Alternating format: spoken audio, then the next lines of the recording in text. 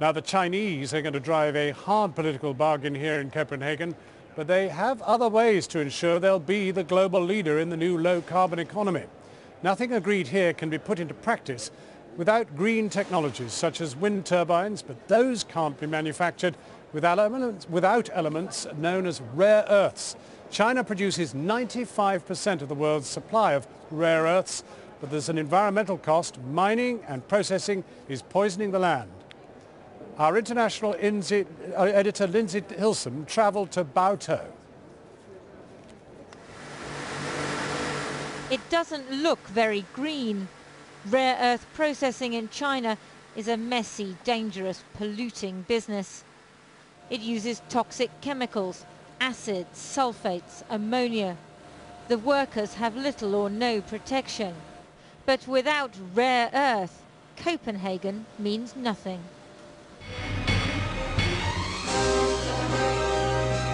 You buy a Prius hybrid car and think you're saving the planet, but each motor contains a kilo of neodymium and each battery more than 10 kilos of lanthanum, rare earth elements from China.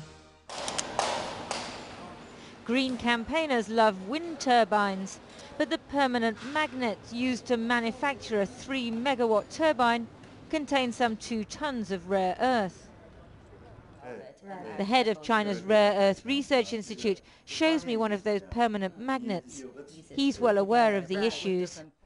The environmental problems include air emissions with harmful elements such as fluorine and sulfur, wastewater that contains excessive acid, and radioactive materials too.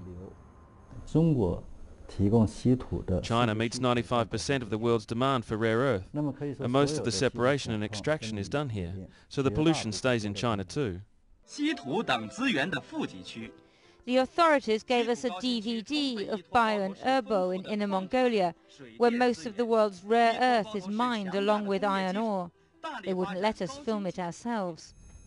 But at Baotou, 100 miles away, we found the frozen tailing lake, where rare earth mixes with mud, waiting for processing at nearby factories. Technologies we all use, like computers, mobile phones and energy-saving light bulbs, use rare earth processed here. And local villagers whose farmland has been ruined by seepage from the lake pay the price. The Baotou Environmental Protection Bureau tested our water, and they concluded that it wasn't fit for people or animals to drink or for irrigation. For those who remember the old life, it's hard to understand. The authorities pay compensation, acknowledging that the land has been ruined, but they haven't yet relocated the villagers. Rare earth is the country's resource, but small people like us need to eat too. We live on farming, but the crops no longer grow and we will go hungry. At a rare earth conference in Hong Kong, the talk is of how to reduce dependence on China, which achieved 95% dominance by undercutting other producers.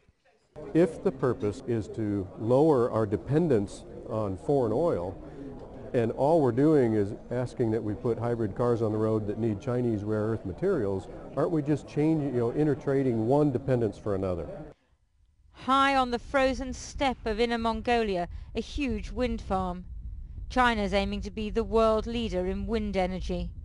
Chinese negotiators at Copenhagen may resist political commitments, but the government's already subsidizing new technologies to boost the economy and be sustainable. Deal or no deal at Copenhagen, there's going to be an increased demand for wind turbines, both inside China and outside.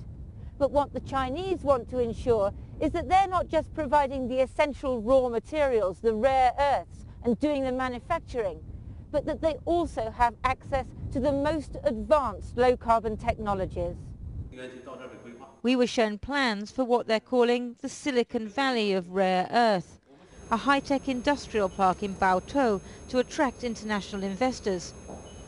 This year there was an outcry when the Chinese said they would restrict the export of rare earth to conserve their supply and to make foreign companies produce their high-end technologies here in China. Although China has the largest reserves, we only have 50% of global deposits. We are supplying too much rare earth and it's not sustainable, so we must restrict export. The writing on the wall says, become the leader of the world in rare earth industry. But China can't produce enough for everyone anymore. And if governments are serious about low-carbon technologies, other countries will have to start producing. I think that if we don't get a couple of projects up and running very, very quickly, there's going to be a very severe shortage of rare earths in the world, and all of these clean energy technologies that we're legislating and trying to implement through policy changes are not going to be possible. Champions of a low-carbon future have yet to wake up to the environmental price Chinese workers and villagers are paying. At Copenhagen, politicians talk of cutting carbon emissions, but they can't meet any targets without rare earth. And that means a sustainable supply, and not all from China. Lindsay Hilson, Channel 4 News, Bao